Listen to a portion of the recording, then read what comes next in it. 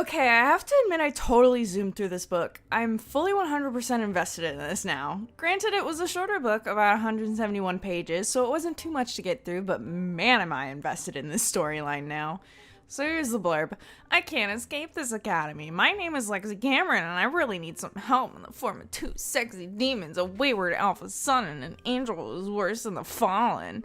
The only tiny problem? They'd rather kill me than help me get out of here.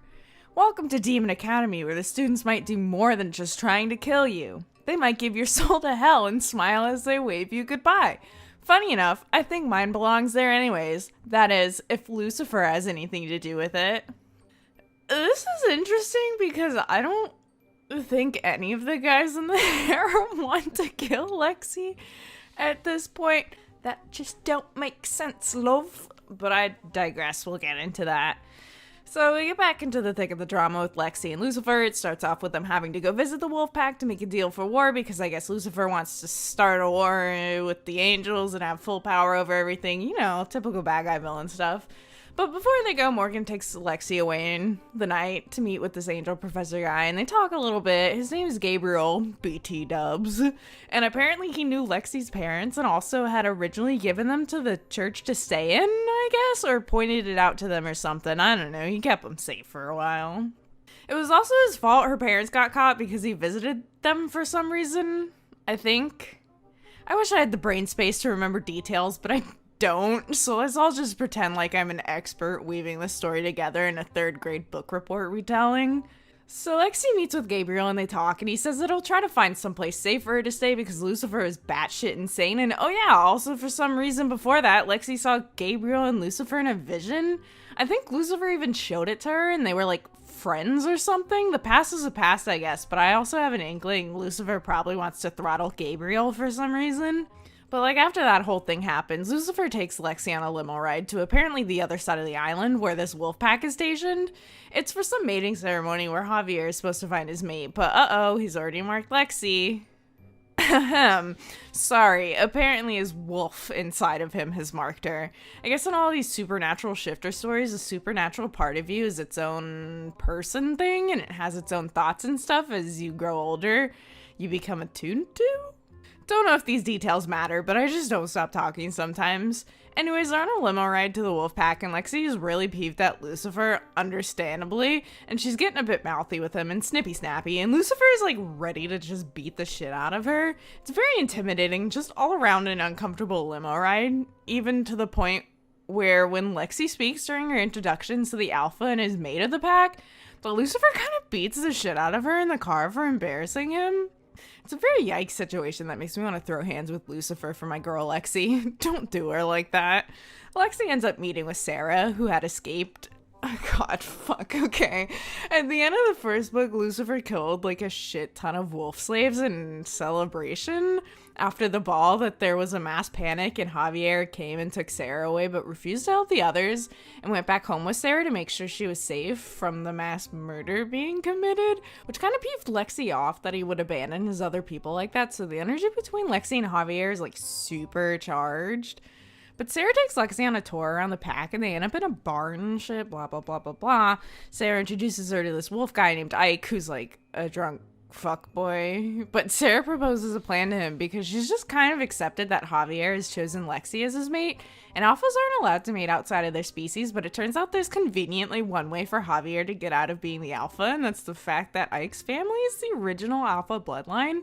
There was a feud or something, IDK, in the past where something happened and the alpha position was passed to Javier's family, and Sarah like begs Ike to try and fight her father and take the title of alpha again to let Javier free, but Ike's like, bitch, no, get out, because he doesn't like his wolf form and he's been avoiding thinking about it all with the two B's, booze and bitches. Sorry, that was maybe a little bit too crass, but I just wanted to say that.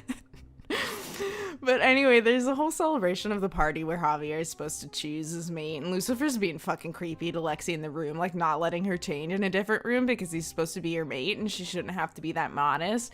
And he's just downright an asswipe, but eventually lets her change in the other room into a dress for the price of kissing him instead, and he's just yuck. Really. This is a no supporting Lucifer house. Get the fuck out. Like, no.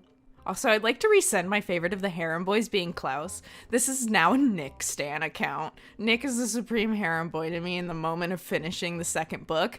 This post was sponsored by the Klaus Sucks gang. But anyways, Nick's also at the celebration because I guess the Sons of Lucifer are expected to be there, but Klaus is being a little bitch boy and keeping away from Lexi because it's too dangerous for him to be around her because he loves her so much but can't piss off his dad. So he's really fumbling the ball in this love house?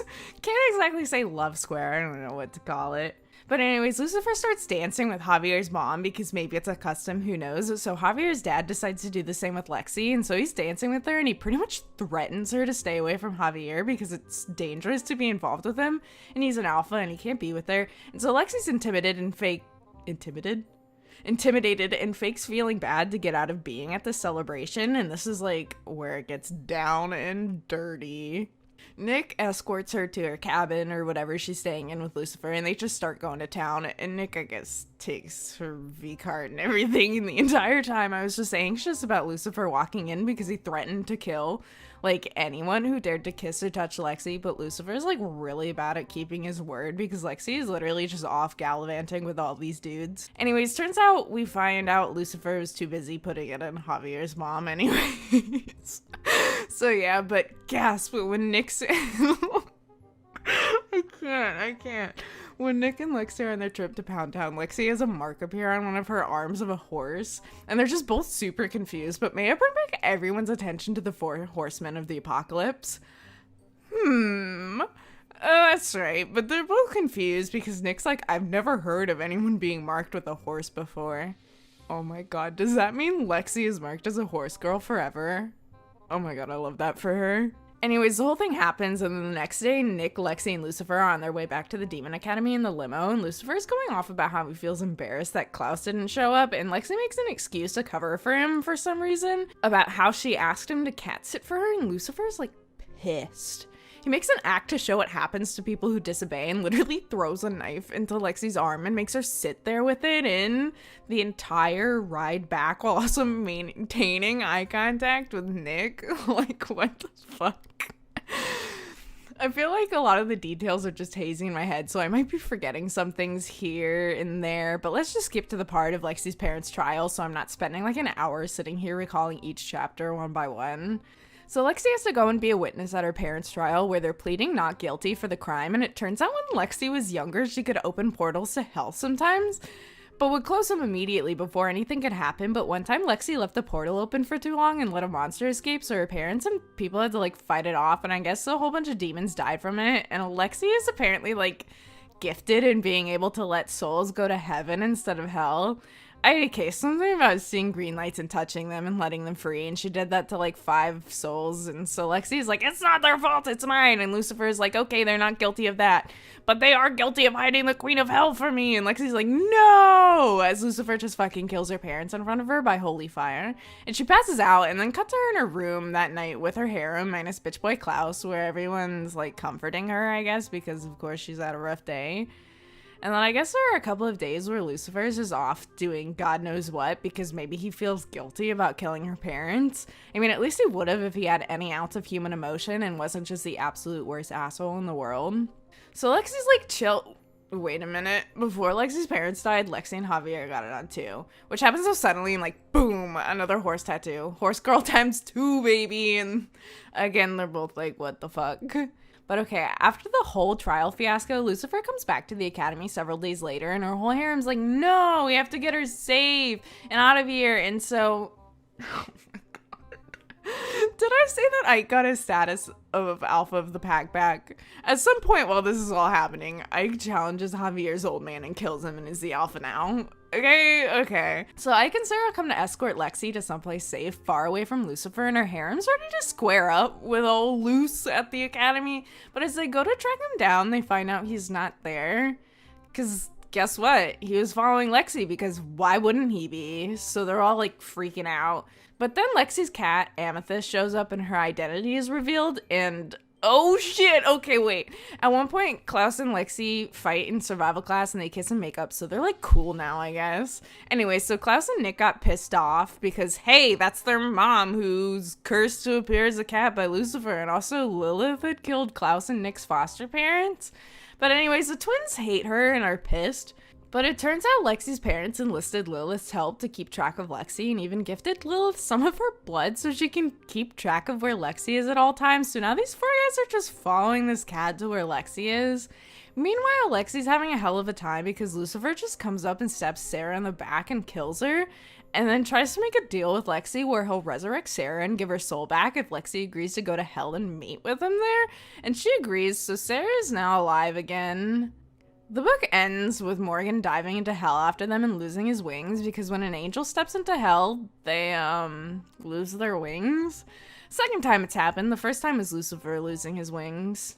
Also, I failed to mention we get some Morgan backstory out during a training turned makeout sesh where apparently every angel has a partner. Like a light angel and a dark angel, which is just like the angel and the devil on your shoulder. And apparently the person that Morgan killed was his partner, Angel.